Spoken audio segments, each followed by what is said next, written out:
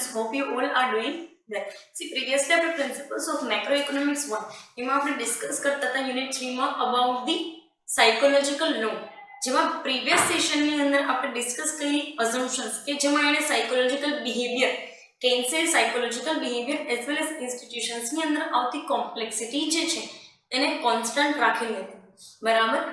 At that time period एने एवं भी अज्यूम करेलू कि भाई मार्केट ની અંદર કોઈ भी एक इकोनॉमी ની અંદર नॉर्मल कंडीशंस છે without the any particularly fluctuations. We can say that the market fluctuations, natural calamities or any kind of other economic emergencies, બરાબર. સો એ પ્રકારની સિચ્યુએશન એને અઝ્યુમ કરેલી હતી. એવું બી જોયેલું કે કેપિટલિસ્ટ ઇકોનોમી જે છે એને અઝ્યુમ કરેલી કે ભાઈ માર્કેટની અંદર કેપિટલિસ્ટ ઇકોનોમી તો ઇઝીનેસ રહે, લોકોને એના ફેક્ટર્સને જે છે એ પ્રોડક્ટિવ વેની અંદર યુટિલાઇઝ કરવામાં. ફાઇન. સો એની ઇમ્પ્લિકેશન્સ આપણે જોતા હતા, ઇમ્પ્લિકેશન્સ, બરાબર. અઝમ્પશન્સ પછી આપણે જોતા હતા કે ઇમ્પ્લિકેશન્સની અંદર કઈ કઈ જગ્યાએ કેન્સનો લો જે છે આપણને પ્રેક્ટિકલ વેની અંદર યુઝફુલ થઈ શકે એમ છે. ફાઇન. સો એ મેનરની અંદર આપણે 3 પોઈન્ટ્સ ડિસ્કસ કરેલા કે જેમાં જે બી સેનો લો જે છે એને ઇનવેલિડેટ કરેલો. ઇનવેલિડેટ તો નથી કરેલો, but we can say that કે એનો જે લો જે છે એના કહી શકાય કે ક્રિટિસિઝમ આપેલા છે. ફાઇન. નેક્સ્ટ તમને એ વસ્તુ જોઈએ કે ભાઈ સ્ટેટ જે છે એને એક પ્રોડક્શનનું લેવલ જે છે એ મેન્ટેન કરવામાં હેલ્પફુલ થાય. At last we were discussing about the importance of investment, બરાબર. ઇન્વેસ્ટમેન્ટના ઇમ્પોર્ટન્સ તરીકે વસ્તુ જે છે ડિસ્કસ કરેલી હતી કે ભાઈ કેવી રીતે એને સેવિંગ્સના લેવલને ઇન્વેસ્ટમેન્ટ સાથે કનેક્ટ કરેલું છે. Fine. Let us discuss on the next part, જેમાં તમને કીધું છે કે existence of under development equilibrium. C, દરેક કન્ટ્રી જે છે ને એનો ઇકોનોમિક ગ્રોથ અને એના ઇકોનોમિક ગ્રોથ માટેનું ઇક્વિલિબ્રિયમનું એક લેવલ હોય. મારે તમને હવે કહેવાની જરૂરિયાત નથી કે ઇક્વિલિબ્રિયમ એટલે શું, બરાબર. કારણ કે કોઈ બી એક ઇકોનોમીની અંદર બે ફેક્ટર્સ કે જે બંને ફેક્ટર્સ ઇક્વલ લેવલે આવી જાય છે કે જેમાં ઇકોનોમીની અંદર સ્ટેબિલિટી તમને જોવા મળે. પહેલા તમને એક હું આના માટે પૂર્વધારણા એ કહી દઉં છું કે કોઈ ઇકોનોમીની અંદર તમને એક લોંગર ટાઈમ પીરિયડ સુધી સ્ટેબિલિટી જોવા ના મળે, બરાબર. હોય but it is for the shorter time period. Fine. So એ એક આ વસ્તુ માટે હું તમને પૂર્વધારણા આપું છું, અથવા તો કહી શકાય કે અઝમ્પશન આપું છું. તો આનું કેવું શું છે કે કેન્સનું કેવું એવું છે કે ભાઈ તમને જે છે માર્કેટની અંદર એક ઇક્વિલિબ્રિયમ લઈ આવવામાં હેલ્પફુલ થાય. કારણ કે માર્કેટમાં અંડર ડેવલપમેન્ટનું ઇક્વિલિબ્રિયમનું એક્ઝિસ્ટન્સ હોય. એટલે કેવું હોય હકીકતમાં તો કે તમારે જેટલા બી ઇકોનોમિક પેરામીટર્સને યુટિલાઇઝ કરવાની જરૂર છે ને તમે એના કરતાં એ પેરામીટર્સ જે છે એને અંડર યુટિલાઇઝ કરો છો. ઇટ મીન્સ માર્કેટમાં અનએમ્પ્લોયમેન્ટ હોય, પોવર્ટીનું લેવલ છે, બેઝિક ઇન્ફ્રાસ્ટ્રક્ચરલ ફેસિલિટીઝ નથી, કે પછી એવી કોઈ સિચ્યુએશન છે માર્કેટની અંદર કે જ્યાં તમે લોકો જે છે એને બેઝિક નીડ પણ ફૂલફિલ નથી કરી આપતા. This is the underdevelopment equilibrium. તો આનું એક્ઝિસ્ટન્સ જે છે એને રિમૂવ કરવા માટે કરવું શું જોઈએ તો કે માર્કેટની અંદર એક એમ્પ્લોયમેન્ટ ઓપોર્ચ્યુનિટીઝ ક્રિએટ કરવાની જરૂરિયાત છે. યસ ઓર નો? કારણ કે તમે જોયેલું હોય તો બેરોજગારી અને ગરીબી બે એકબીજા સાથે જોડાયેલા છે. લોકો જે છે બેરોજગાર, બરાબર, એની પાસે રોજગારી નથી, એના લીધે સમહાવ એ લોકો જે છે એ પોવર્ટીના લેવલ સુધી પહોંચી જાય છે. ફાઇન. સો એ બંને વસ્તુ ઇન્ટરકનેક્ટેડ છે. સો માર્કેટમાં એક વખત તમે જો એમ્પ્લોયમેન્ટની ઓપોર્ચ્યુનિટીઝ ક્રિએટ કરો with the help of savings and investment, so માર્કેટમાં તમે એક છે ને ડેવલપમેન્ટનું ઇક્વિલિબ્રિયમ પણ લઈ આવી શકો છો કે જ્યાં દરેક વસ્તુની ડિમાન્ડ અને સપ્લાય બંને ઇક્વલ મેનરની અંદર હોય. અહીંયા હું વાત કરું છું એગ્રીગેટ ડિમાન્ડ અને એગ્રીગેટ સપ્લાય. આપણે પહેલો જ ટોપિક એગ્રીગેટ ડિમાન્ડનો ભણેલા હતા કે જ્યાં તમે એવી વસ્તુઓ જોઈએ કે ભાઈ માર્કેટમાં ગવર્મેન્ટ પરચેસીસથી માંડી, એટલે કે ગવર્મેન્ટના એક્સપેન્ડિચર અને એની રેવન્યુઝ, ઇમ્પોર્ટ એક્સપોર્ટ, અને એમાંથી તમને જે કાંઈ પણ ઇન્કમ જનરેટ થાય છે એ કે એક્સપોર્ટની ઇન્કમ જે જનરેટ થાય છે એ, બરાબર. એની સામે આપણે અમુક વસ્તુઓ જોઈએ કે જ્યાં ઇન્વેસ્ટમેન્ટના પેરામીટર્સ અને એમાંથી મળતું રિટર્ન, બરાબર. અને ફર્સ્ટ અને ફોરમોસ્ટ એવી વસ્તુ જોઈ હતી કે માર્કેટમાં એક સ્ટેબિલિટીનું લેવલ હોવું જોઈએ. આ દરેક લેવલ જે છે માર્કેટમાં એમને ન આવે ત્યારે આવે કે જ્યારે ઇનફ તમે માર્કેટની અંદર ફેસિલિટીઝ ક્રિએટ કરેલી હોય, ઇકોનોમીની અંદર ફેસિલિટી ફેસિલિટીઝ ક્રિએટ કરેલી, અને એ ફેસિલિટી એમને ક્રિએટ એ નહોતી, કારણ કે ખાલી ફેસિલિટી ક્રિએટ કરો તો એમાં પબ્લિક એક્સપેન્ડિચર બહુ વધી જાય છે, તો તમારું ફિસ્કલ બજેટ જે છે એ ખોરવાઈ જાય આખે આખું.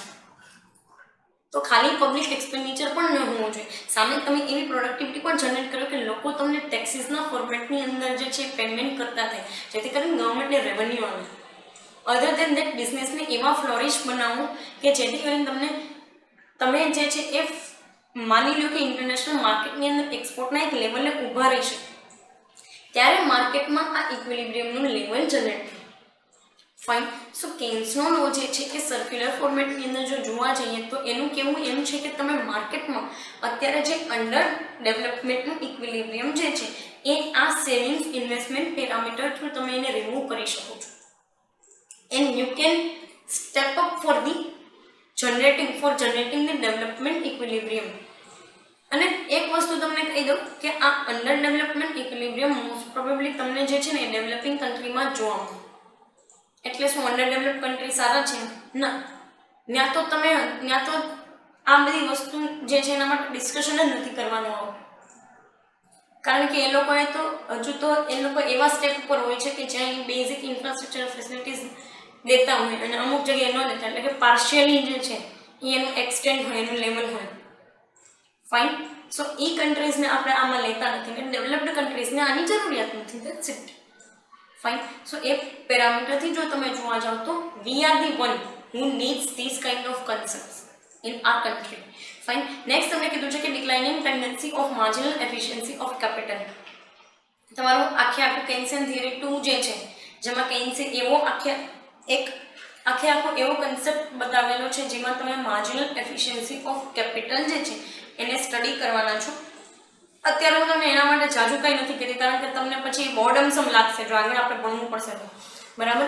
બટ હા, એક વસ્તુ તમને કહું છું કે જેના સાથે તમે નોર્મલી કનેક્ટ કરી શકો એ વસ્તુ છે કે એક ટાઈમ પીરિયડ પછી જે છે એ તમે ડિમિનાઇઝિંગ રિટર્નનો કન્સેપ્ટ ભણેલા છો, બરાબર. Law of variable proportion. No doubt તમને કદાચ યાદ છે નથી, that is the another thing. No doubt કદાચ યાદ નહીં પણ હોય, બટ હા, લો ઓફ વેરિયેબલ પ્રપોર્શન જેમાં તમે એવું ભણેલા હતા કે જ્યારે કંપની જે છે એ નવા રિસોર્સિસ લાવે ત્યારે ઇન્ક્રીઝિંગ રિટર્ન મળતું હોય, પછી આવે કોન્સ્ટન્ટ રિટર્ન, અને એટ લાસ્ટ આવે ડિમિનાઇઝિંગ રિટર્ન, બરાબર. અહીંયા જે તમને વાત કરે છે ને એ કેપિટલની એફિશિયન્સીની વાત કરે છે. Let us connect it with the factors of production, બરાબર. એમાં બી કનેક્ટ કરીએ છીએ મશીનરી અને લેબરની સાથે, which is the we can say that the important part of your factors, બરાબર. ઇમ્પોર્ટન્ટ પાર્ટ છે તો મશીનરી અને ફેક્ટર્સ એને તમે એક લેવલ એના એક ટોચની લેવલ કે એ પીક તમે એને યુટિલાઇઝ કરી લો ને પછી એ તમને રિટર્ન તો આપે, બટ ડિક્લાઇનિંગ વેની અંદર કે ડિમિનાઇઝિંગ રિટર્ન આપે છે, બરાબર. પહેલાં તમે જે વસ્તુ સ્ટડી કરી હતી ને એની સાથે તમને કનેક્ટ કરાવડાવું છું. એટલે કે તમે કોઈ તમારા લેબર પાસે 8 કલાક કામ કરાવ્યું છે કે જે એનો રેગ્યુલર ટાઈમ પીરિયડ છે, પછી તમે 8 કલાક પછી કામ કરાવડાવો છો 10 કલાક, ક્યાંય એની એફિશિયન્સી વધારે છે, એ પાર્ટ હશે કોન્સ્ટન્ટ રિટર્નનો. પણ એક વખત 10 કલાકની પછી તમે એની પાસે કામ કરાવડાવશો ને એટલે કામ તો કરશે પણ એની કેપેસિટી ઘટી જાય. એટલે પહેલાં 10 કલાક સુધી છે ને માની લો કે 1 કલાકની અંદર 20 યુનિટ બનાવે છે, તો 11મા કલાકે એવો ટાઈમ પીરિયડ આવી જશે કે જ્યાં 1 કલાકની અંદર 15 યુનિટ બનાવવા માટે જ કેપેબલ હશે.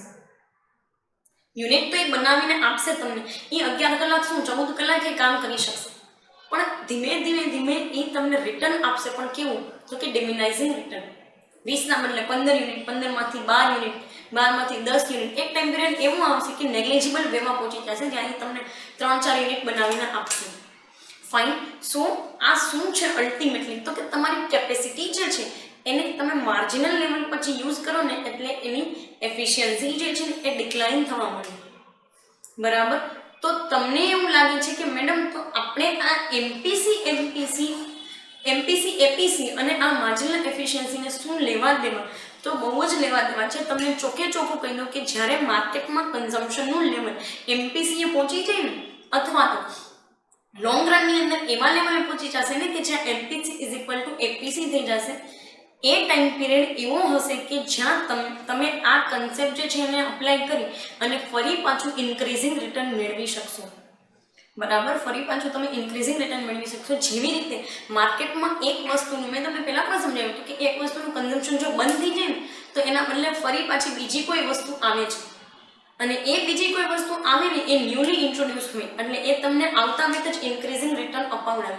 જેમ એક વખત તમારા મશીનરી તમે જે છે એમ લોંગ રનની અંદર માની લો કે વેચી નાખો છો, પછી નવી મશીનરી કે નવી ટેકનોલોજી લઈ આવો છો, તો સ્ટાર્ટિંગ પોઈન્ટમાં છે ને સ્ટાર્ટના અમુક જે ટાઈમ પીરિયડ સુધી છે ને એ નવી ટેકનોલોજી તમને ઇન્ક્રીઝિંગ રિટર્ન અપાવડાવે, એની એફિશિયન્સી વધારે હોય. યસ ઓર નો? સો આ એ જ કન્સેપ્ટને તમે અહીંયા અપ્લાય કરશો તો તમને આઈડિયા આવી જશે. ફાઇન, કે ભાઈ જે કાંઈ પણ ટેન્ડન્સી જે છે એની અંદર બી તમે આ વસ્તુને અપ્લાય કરી શકો છો. ફાઇન, અને ન્યૂલી જે કોઈ બી વસ્તુ જે છે એને ઇન્ટ્રોડ્યુસ કરી શકો છો. નેક્સ્ટ તમને કહે છે કે danger of permanent over savings and under investment gap. બરાબર, સી સેવિંગ્સ જે છે એ પડ્યું રહેશે તો એનું કોઈ યુટિલાઇઝેશન નથી, તો એનો કોઈ ફાયદો નથી, તો તમારી બચતનો બી કોઈ મતલબ નથી. શું કામ તમે જે છે એ તમારા પૈસા જે છે એ કોઈ મ્યુચ્યુઅલ ફંડ સ્કીમની અંદર કે કોઈ ઇન્વેસ્ટમેન્ટ એવન્યુઝની અંદર કે પછી સેમાય નહીં તો કાંઈ નહીં એફડીની અંદર મૂકો છો, just to gain some of the other rewards on your savings. Yes or no? તો અહીંયા છે ને એક તમને એ પેરામીટર બતાડે છે કે માર્કેટમાં એવું બી ન થવું જોઈએ કે જ્યાં ઓવર સેવિંગ્સનો ટાઈમ પીરિયડ આવે.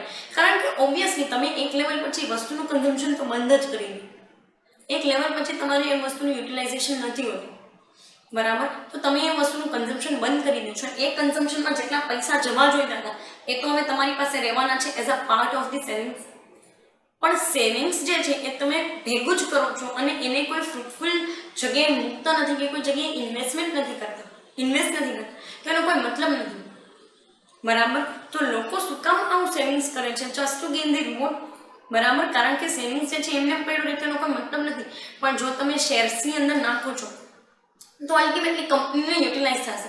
એફડીમાં ખાલી મૂકો છો ને તો બેંકને યુટિલાઇઝ થશે for the purpose of credit creation. We can say that the for the purpose of credit creation. બેંકને એ વસ્તુ માટે હેલ્પફુલ તો થશે. તો સેવિંગ્સ પડ્યા રહે અને ક્યાંય યુઝ જ નથી થતા, એ વસ્તુના ગેપને તમે આના થ્રુ ફૂલફિલ કરી શકો છો. એટલે કે તમે એ સેવિંગ્સને માર્કેટની અંદર મૂકતા રહ્યો કન્ટિન્યુઅસલી, તો સેવિંગ્સ તમને અલ્ટિમેટલી જે છે એ ઇન્વેસ્ટમેન્ટના પોઈન્ટ ઓફ વ્યૂ એટલે કે એ તમારું ઇન્વેસ્ટમેન્ટની અંદર જો કન્વર્ટ થાય તો તમને અલ્ટિમેટલી રિટર્ન અપાવડાવે રાખશે, તમારી ઇકોનોમીને રિટર્ન અપાવડાવશે in terms of national income, in terms of employment opportunities. બરાબર, તો ત્યાં તમને આ વસ્તુ હેલ્પફુલ થાય છે. ફાઇન, સો એ ડેન્જર્સ જે કાંઈ પણ છે ઓવર સેવિંગ્સના ઓર અંડર ઇન્વેસ્ટમેન્ટના એ વસ્તુને તમે ફૂલફિલ કરી શકો છો with the help of this law. Fine, next તમને કહે છે કે unique nature of income propagation. આ વસ્તુ મેં તમને પ્રીવિયસલી બી સમજાવી દીધી છે, ખાલી એક શબ્દ જે છે એનો ફેરફાર છે. મેં તમને એક મલ્ટીપ્લાયર થિયરીની અંદર એક વસ્તુ સમજાવેલી હતી. બરાબર, અને હમણાં બી થોડીક વાર પહેલાં જે છે એ મેં તમને કીધું જેમ પ્રીવિયસની અંદર સેવિંગ્સ અને ઇન્વેસ્ટમેન્ટના પર્સપેક્ટિવમાં કે જે સર્ક્યુલર મોશનની અંદર તમે વર્ક કરો છો ત્યાં તમારું સેવિંગ્સ ઇન્વેસ્ટમેન્ટના ફોર્મેટની અંદર મલ્ટીપ્લાય થઈ અને તમને રિવોર્ડ તરીકે મળે છે ઇકોનોમીને. તો યુનિક નેચર ઇન્કમનો શું છે તો કે જ્યારે બી તમે એક પાર્ટ સેવ કરી અને ઇન્વેસ્ટમેન્ટમાં મૂકો છો ને તો ભલે તમને પહેલાં જેટલી ઇન્કમ અપાવડાવે કે ના અપાવડાવે, બટ હા એક ઇન્ક્રીઝ તો આપે જ છે, એક નાનું એવું જે છે ઇન્ક્રીઝ તો તમને આપશે જ ઇકોનોમીની અંદર. યસ ઓર નો? સો એનો બી એક પોઈન્ટ ઓફ વ્યૂ આની અંદર તમે લઈ શકો છો કે જ્યાં ઇન્કમ એક લેવલથી વધતી જતી હોય. ફાઇન, આગળ જઈને તમારે નેશનલ ઇન્કમના ડેટા જે છે એને સ્ટડી કરવાના આવશે અને ત્યારે સ્ટડી કરવાના છે એ તો તમારા માટે કમ્પલ્સન છે. But just for the sec of your knowledge, if you want to go for this kind of data you can get it from the governments website, governments official website. ત્યાંથી તમને national ઇન્કમનો data મળી જશે. તમે જોશો ને તો અમુક યર્સની અંદર તમને કાંઈ પ્રોગ્રેસ જ જોવા નહીં મળે આપણી કન્ટ્રીની.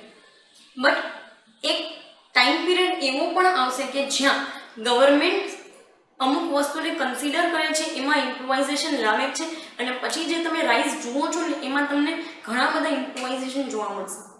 સો એ રાઇઝ શેના લીધે આવેલું છે? એ rise ultimately economic policy, industrial policy કે જ્યાં તમે વધારેમાં વધારે તમને ઓપોર્ચ્યુનિટીઝ મળે છે તમારી જે કાંઈ પણ સેવિંગ્સ છે એને ઇન્વેસ્ટમેન્ટની અંદર કન્વર્ટ કરવાની અને એને યુટિલાઇઝ કરવાની ઇફેક્ટિવ વેની અંદર. એ ટાઈમ પિરિયડમાં તમે જોજો આપણો નેશનલ ઇન્કમનો સિનારીઓ કે પછી પર કેપિટલ ઇન્કમનો સિનારીઓ આપણી માથાદીઠ આમ બંનેમાં તમને જે છે એ બહુ ડિફરન્સ જોવા મળશે. ફાઇન. લાસ્ટ પોઈન્ટ તમને કહે છે કે explanation of the turning points of business cycles.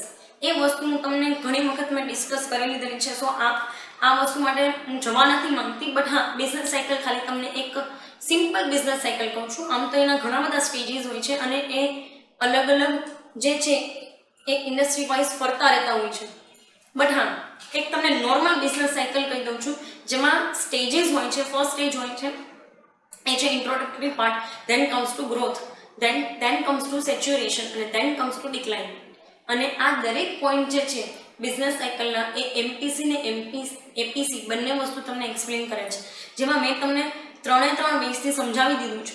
જેમાં ઇન્ક્રીઝિંગ રિટર્નના પાર્ટ તરીકે ફર્સ્ટ 2 સ્ટેજીસ આવે છે, ધેન કમ્સ ટુ સેચ્યુરેશન જ્યાં તમને કોન્સ્ટન્ટ રિટર્ન્સ મળતા હોય છે, એન્ડ ધેન કમ્સ ટુ ડિક્લાઇનિંગ કે જ્યાં તમને ડિમિનાઇઝિંગ રિટર્ન જે છે એ મળતા હોય છે. બરાબર. અને એપીસી એમપીસી પણ આ જ રીતે વર્કઆઉટ કરે છે.